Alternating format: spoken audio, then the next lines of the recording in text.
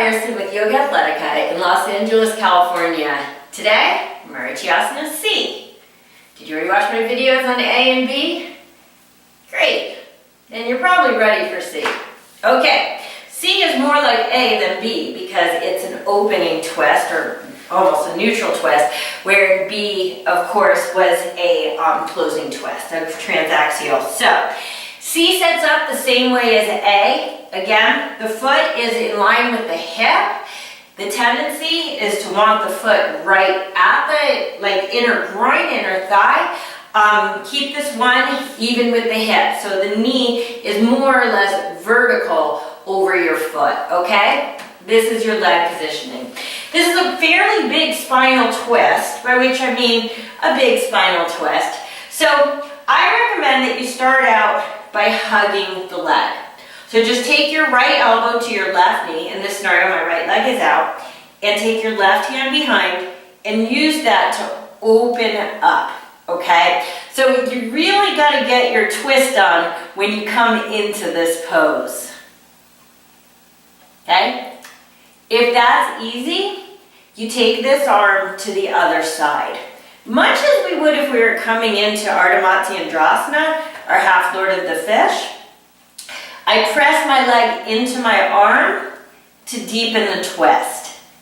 Now, this may not excite you because it doesn't quite have the bind. I mean, it doesn't have the bind at all. But if you can get this far, you're doing great. Remember, this is a great warm-up for the pose, and every twist, it's inhale for length, exhale for depth. So you want to work this inhale height, exhale depth, right? So it's inhale height, exhale depth, inhale height, exhale depth, height, and depth, okay?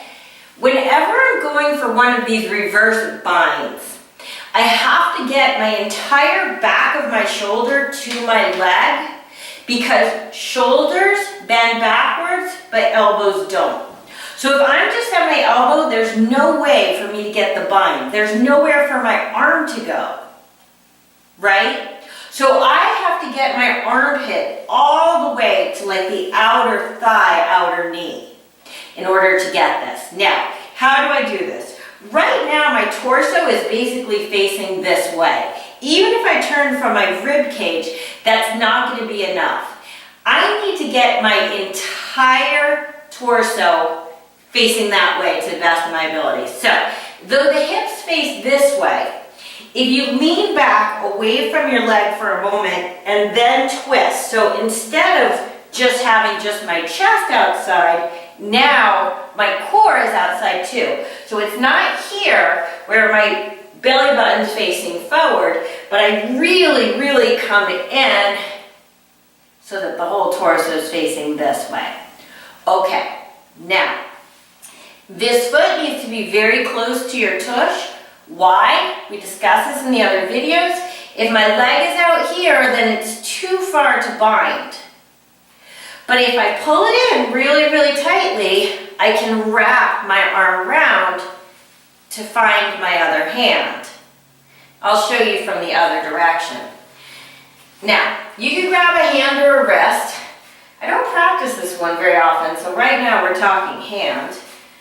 Okay, so I come in, really snuggle my whole torso in there, lean forward a little bit, so I'm sort of pushing into my leg. I wrap my hand around. I like to sort of snuggle it into my hip. As my other hand comes, I guess I can get the wrist. Okay? Remember, if you're taking a wrist, guys, you're always taking the extended arm. As much as you can, try to get your left tush down to the floor. What do you do if you can't touch your wrist? You grab your hand instead. Mostly on this one, you just have to learn to work the twist like crazy. Once you've got that, the bind really isn't that bad.